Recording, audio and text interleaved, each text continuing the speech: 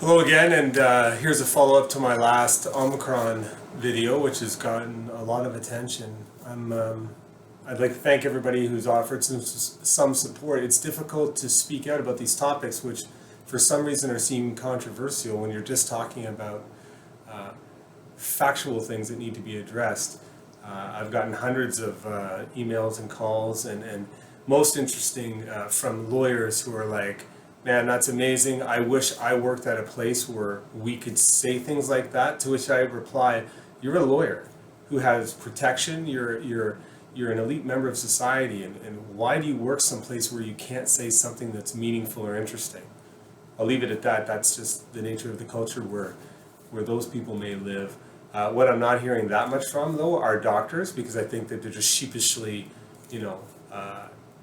doing a lot of billing from home where it's nice and comfortable, and they don't seem to have the desire to speak out or rock the boat.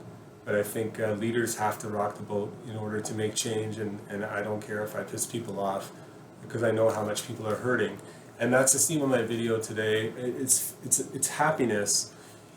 I have some friends who do well.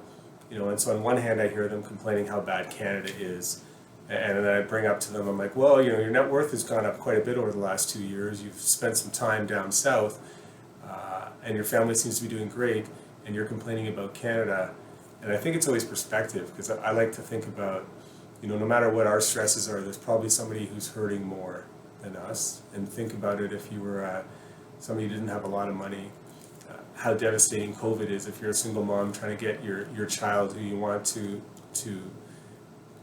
achieve their dreams, but you can't get them to sit in front of a computer for 5 hours, and the kid's getting frustrated, the mom can't work, and they're not getting giant bonuses. So I think we all need to take a second to realize that there are people out there that probably need a kind word or a call, and that our frustrations aren't as bad, although they are real, and we want to protect our kids. I think one of the themes I want to get across is I even have friends who I admire, and you think they don't have any problems, but they also have problems. Money doesn't solve problems. Money actually can cause problems. The happiest people I've met are often immigrants whose parents work so hard, and you can see how much that the kids respect and admire what the parents do. And there are times when I see kids of richer families who are miserable because they don't feel that they're being given enough. They have millions, but they want more, or they want more because somebody else has more. And I think happiness doesn't come from trying to get more. Happiness, especially in challenging times, comes from giving more. And if your brain is focused on how much you're getting, you're never going to be happy. And most happiness comes from giving more. So, the Omicron thing is really frustrating to me, in that I don't feel like I can really affect change in a timeline that matters to the families that are suffering. I just think we all need to start speaking up. And it's clear to me that my conversation resonated with the majority of people, right? Nobody has come to try and lock me down yet.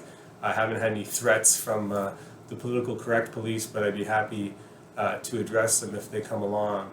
The bottom line, as far as I'm concerned, is, Alec Baldwin, hard to say, has probably killed more people than Omicron, right? What this variant is a highly contagious, non-lethal, flu-like variant. It's going to make it COVID go from a pandemic to an endemic, which means we're just going to have it every year, and it's not going to kill many people. So let's get past the panic. Let's acknowledge that our population is going to get it. We're going to recover from it. We can take off the mask, and let's get our kids back to normal. Let's get our businesses going, and let's think about the next great thing we're going to do as a community, rather than sit around huddled in fear, letting politicians and media agencies, manipulate us through nonsense. Keep your chin up, keep smiling, and I look forward to our next chat.